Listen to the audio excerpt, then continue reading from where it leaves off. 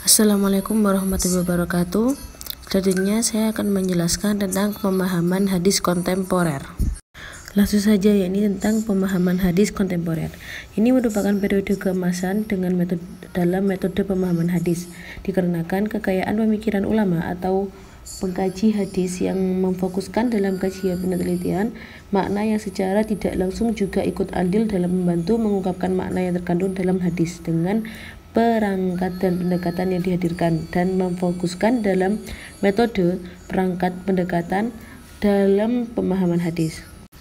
Dan yang kedua yaitu penggunaan aspek metodologis jauh lebih beragam ketika fase menginjak ke masa modern. Hal ini dibuktikan dengan beragamnya metode yang hadir dalam pengkajian tentang makna-makna. Berikut beberapa ulama atau tokoh yang mempunyai pengaruh yang cukup signifikan dalam pemahaman hadis kontemporer, yakni yang pertama Ibnu Ashur. Model pemahaman dengan melihat motif Nabi menyabdakan hadis agar dapat dibedakan mana yang mengandung syariat ataupun tidak. Dan dia juga mengadakan analisis bahasa dan mengesampingkan konteks serta motif pensyaratan. Dengan berpedoman kepada rumusan yang telah ada, Ibnu Ashur mengembangkan menjadi beberapa kategori dalam menentukan motif Nabi, yaitu yang pertama al-tashri' atau pembentukan syariat agama, yang kedua al-fatwa atau pemikiran atau opini agama, yang ketiga al-qada atau putusan hukum, yang keempat al-imarah keputusan politik, yang kelima al-hadyu petunjuk, yang keenam al-sulh kontrak damai, dan lain-lain. Yang kedua yakni Muhammad Arghun, upaya memahami Al-Quran dan hadis, metode yang berorientasi pada pemaknaan aktual terhadap Al-Quran dan hadis yang bertujuan mencari makna lain yang tersembunyi. Maka menurutnya itu dapat merekonstruksi atau konteks, harus ada upaya dekonstruksi atau teks.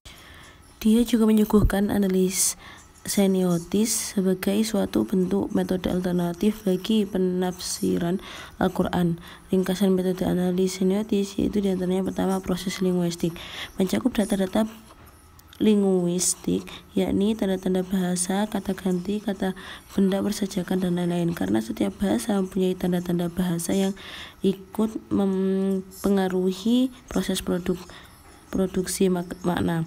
Yang kedua itu pembacaan historis, dimaksudkan untuk mengenal kode-kode atau simbol-simbol linguistis keagamaan budaya yang sepanjang itu telah digunakan dalam pemaknaan dan penafsiran.